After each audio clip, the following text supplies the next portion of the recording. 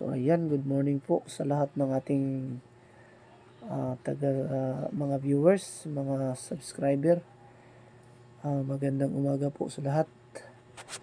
So ngayong umagang ito mga idol, mga kababayan, ay magpo-flooring tayo dito sa project natin sa Kalinan, Davao City.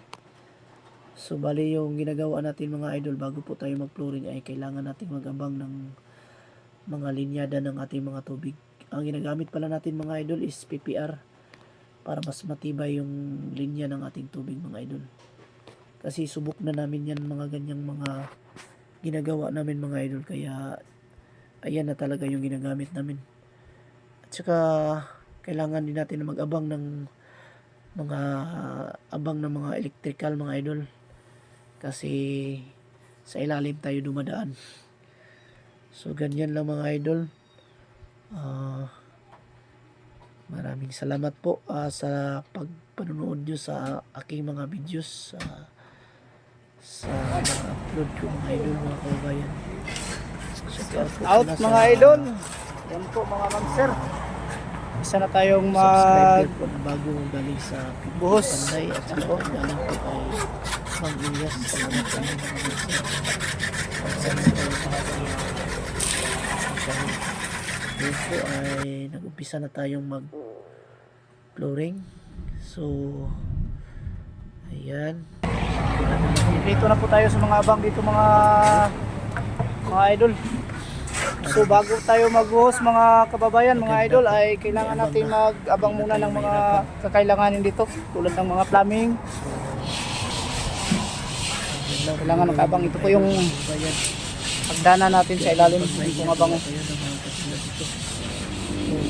Ayan, ilalim ng hagdanan. Ito po yung magiging CR na po pagkatapos. At ito po yung septic natin, yung hinukaya natin septic. Yan na po yung septic natin. Ayan po, dyan kami kinukuha. Ayan po mga idol, tubig na pang halo kasi hindi pa yan nagamit. Ayan po, malinis pa yung tubig na sinabi ng idol.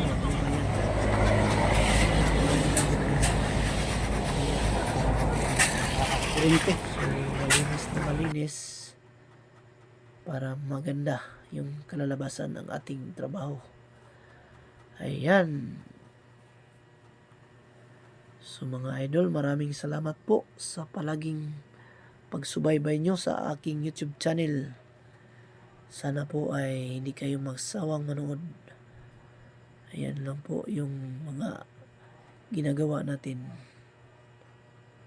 Ayan, yung mga kasama natin ay nagsinan po o naghalo.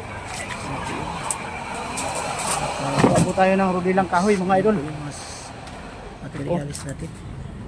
So kuha muna tayo ng rudilang kahoy para sa gagamitin natin. Realis natin. Ayan. So watch up. Ayan. So yan po yung mga kasamahan natin na mag-flooring. Ayan po, natapos na po yung flooring mga idol. Ayan.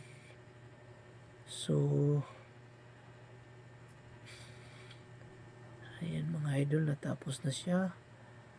Tapos kinabukasan yan is nagawa tayo ng 2 poste mga idol, kasi nakaabang na yan. Preparasyon lang siya, preparasyon na yan. Kasi malayo yung poste niya sa bandang gilid. Dinagdagan natin. Plasing lang siya ng hollow block na number 6 mga idol, mga kababayan. Ayan po. Maraming salamat po sa pagsubaybay mo sa ating YouTube channel. Ayan po mga idol. Maraming salamat.